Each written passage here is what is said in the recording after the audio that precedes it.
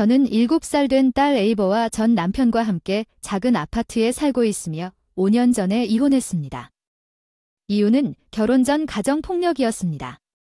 그 사람이 때때로 성격이 고약하다고 언급했지만 그에 대한 나의 사랑은 더 강했습니다.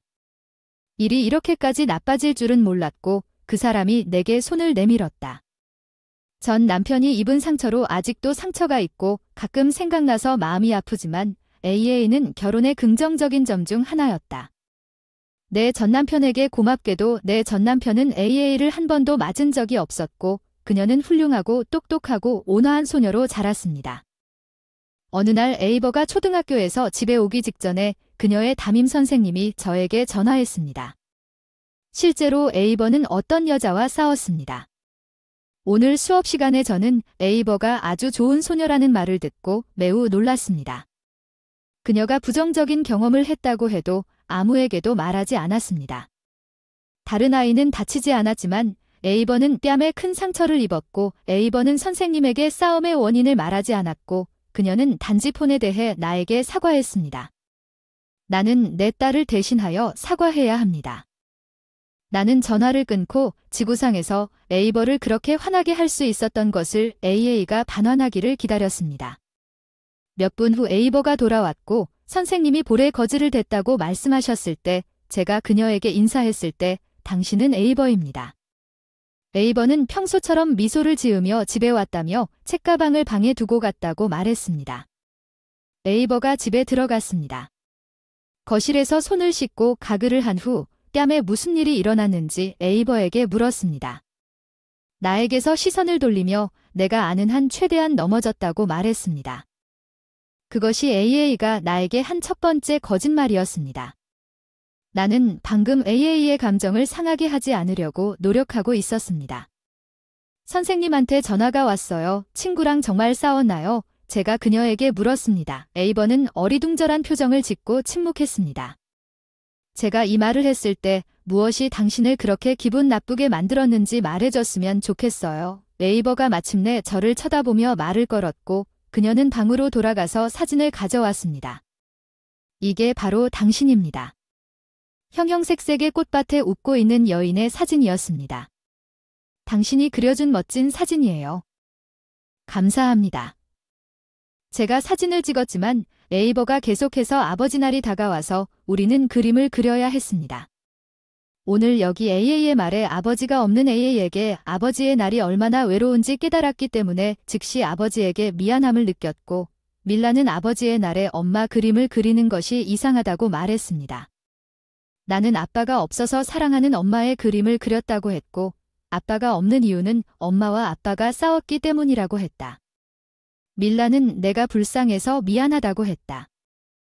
미안하지 않다. 나 자신을 위해서는 아빠가 없어도 난 아직 당신이 있어요. 밀은 당신을 몰라서 그래서 그녀의 말이 귀찮았습니다. 당신은 최고의 엄마입니다. 에이버가 끝나기 전에 그녀는 눈물을 흘렸습니다. 에이버는 조롱당해서가 아니라 그녀 때문에 화가 났어요. 친구들이 나에 대해 나쁜 말을 했어. 아바 고마워. 눈물을 흘리며 안아줬어. 아바가 아직 어린애인 줄 알았는데 다른 사람의 감정을 이해하고 모욕을 당하면 화를 내는 강한 아이로 자라서 너무 기뻤어. 그리고 제가 어렸을 때 에이버처럼 그녀와 정반대라는 사실을 알고 너무 부끄러웠습니다.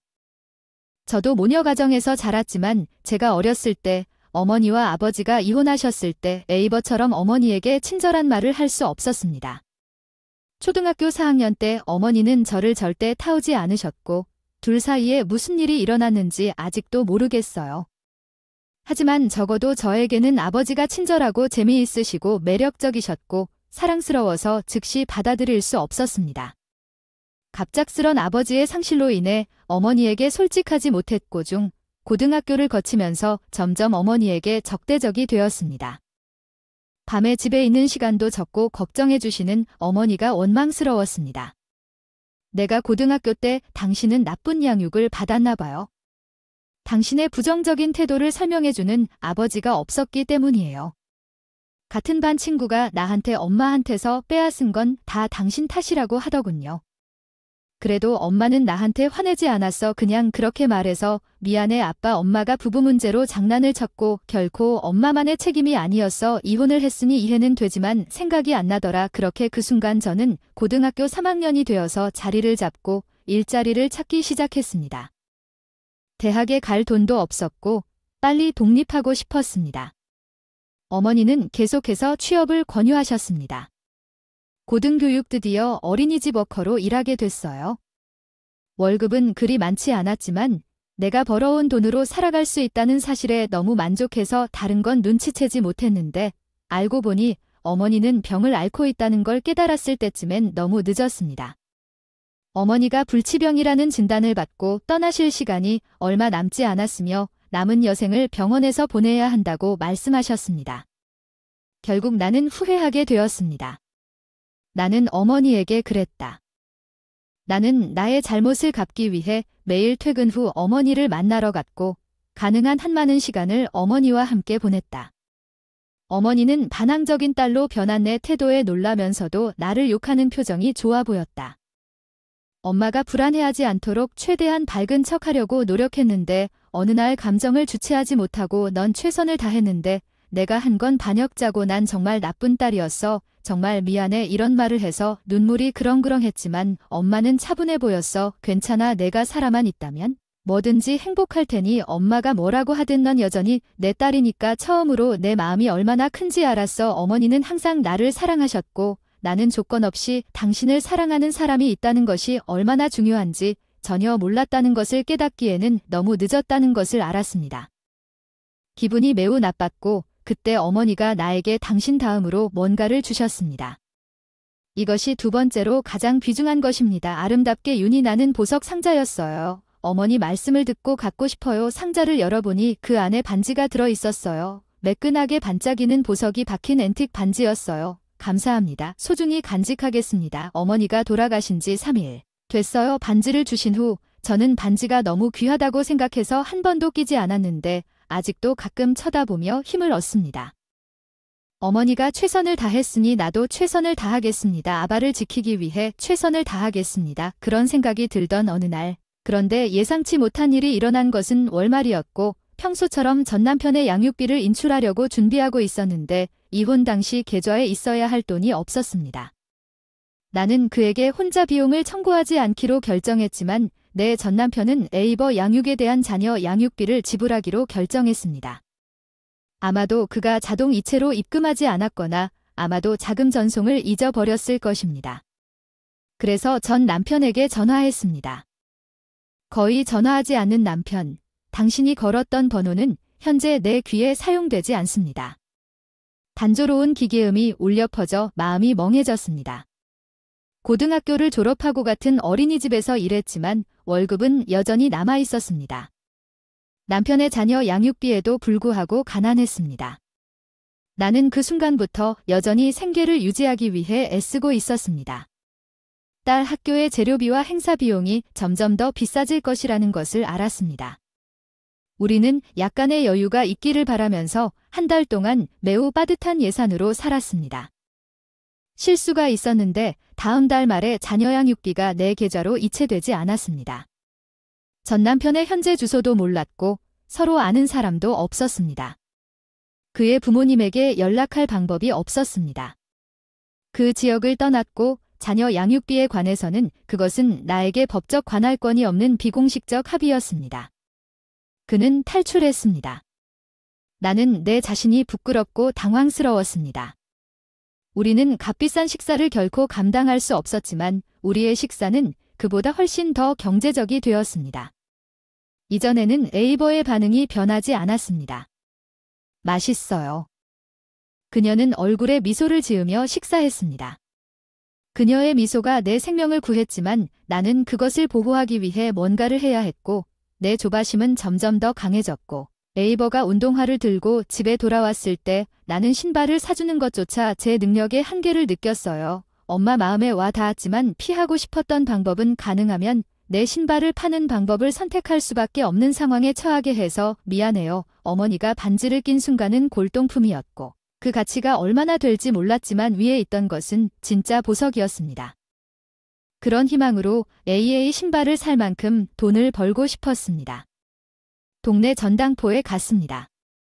엄마가 아끼던 반지 팔고 싶지 않았어요. 엄마 딸을 지키라고 하시면 이해하실 거예요. 그렇게 생각하고 그 반지를 전당포 남자 점원에게 건네줬어요. 손이 떨리는 것 같던 순간 이거 확실해요. 직원이 물었어요. 바로 대답을 못했어요. 네, 부탁드려요. 대답했어요. 저는 엄마의 딸이지만 저도 AA의 엄마예요. 이것이 최선의 선택이라고 스스로에게 말했으니까 알겠습니다. 허락해주세요. 보세요. 조용히 말하며 작은 고리로 반지를 쳐다보더군요. 스태프가 조용히 반지를 쳐다보는 것보다 10분 정도 더 길었나요? 어떻게 그런 과정이 진행될 수 있냐는 의구심이 들며 스태프의 표정을 보고 깜짝 놀랐습니다. 너무 오랫동안 눈에서 눈물이 흘렀지 뭐야. 내 목소리를 듣고 직원이 보낸 사람에게 온 것 같았어. 아, 미안. 클리넥스로 눈물을 닦고 5월 작성 양식으로 보이는 것을 꺼내서 미안의 이름을 묻습니다. 그가 나에게 물었습니다. 나는 에밀리 톰슨입니다. 그는 아무 느낌도 없이 들고 있던 펜을 살며시 내려놓았다가 깊은 한숨을 쉬더니 천천히 시선을 나에게 돌렸습니다. 그가 물어본 것이 무엇인지 물어봐도 될까요? 내가 뭔가 큰 잘못을 했을까 봐 걱정이 됐지?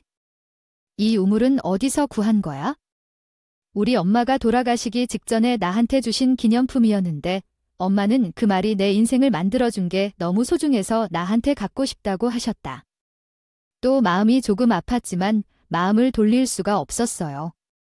잠시 침묵이 흐른 뒤 그 사람은 잠시만 시간을 좀 주실 수 있느냐고 말하며 가게 뒤쪽으로 갔다가 곧바로 돌아와서 작은 반지에서 반지를 꺼냈습니다.